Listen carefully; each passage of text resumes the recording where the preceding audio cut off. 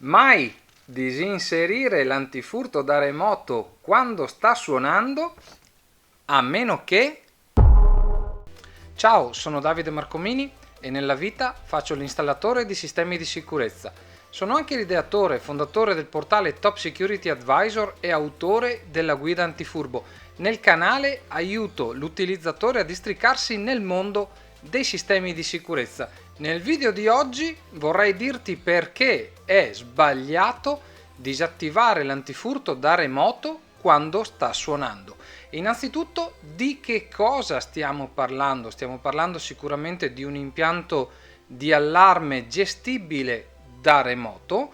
La gestione da remoto è stata introdotta già diverse generazioni fa, generazioni di impianti d'allarme ovviamente, da quando cioè le centrali hanno iniziato ad essere gestibili via toni DTMF, ovvero tramite i tasti della tastiera e un menu vocale, nella migliore delle ipotesi lato centrale, l'utente riusciva ad impartire alcuni comandi. Tra questi comandi c'era anche l'inserimento e il disinserimento. Ora siamo passati alla gestione tramite applicazioni, tutto molto bello, tutto molto smart, tutto molto figo, ma fondamentalmente questa cosa ci sta prendendo un po' la mano. Mi riferisco al fatto che 9 clienti su 10 mi chiedono come fare a disinserire l'impianto da remoto mentre sta suonando. Ecco, vorrei soffermarmi su questa cosa perché sicuramente ne ho parlato diverse volte qui nel canale, ma probabilmente mai in un video dedicato solo ed esclusivamente a questo tema, nel quale vorrei proprio fermarmi e fare un ragionamento basico, semplice, ovvero perché disinserire l'impianto da remoto mentre sta suonando? Innanzitutto, vediamo, l'impianto sta suonando, ma la mia sirena, se si tratta di un falso allarme, di un allarme improprio che dir si voglia, si fermerà dopo il tempo di suonata prestabilito. Di tempi suonata sirena abbiamo parlato, ti linko nelle schede.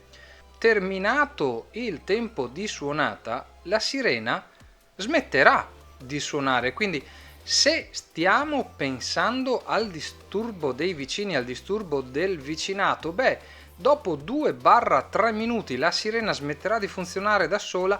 Il tempo che io ho ricevuto la telefonata, il messaggino, ho preso in mano l'applicazione o il menu vocale e ho disattivato, probabilmente la sirena avrà suonato per lo stesso tempo, quindi il disturbo del vicinato sarà pressoché uguale, identico, quindi non occorre da questo punto di vista che noi andiamo a disinserire il nostro impianto mentre sta suonando. Ma soprattutto, ed è la cosa che a me sta più a cuore, potresti avere nella peggiore delle ipotesi un ladro in casa. In questo caso disinserire diventa controproducente se non deleterio, perché potrei addirittura, stiamo estremizzando chiaramente, fare un favore all'intruso che in quel caso si trova indisturbato a fare ciò che vuole a casa mia senza nemmeno le sirene che suonino, a meno che non abbiamo le telecamere e non siamo in grado di andare a vedere e quindi assicurarci al 100% che effettivamente non si è introdotto nessuno in casa nostra.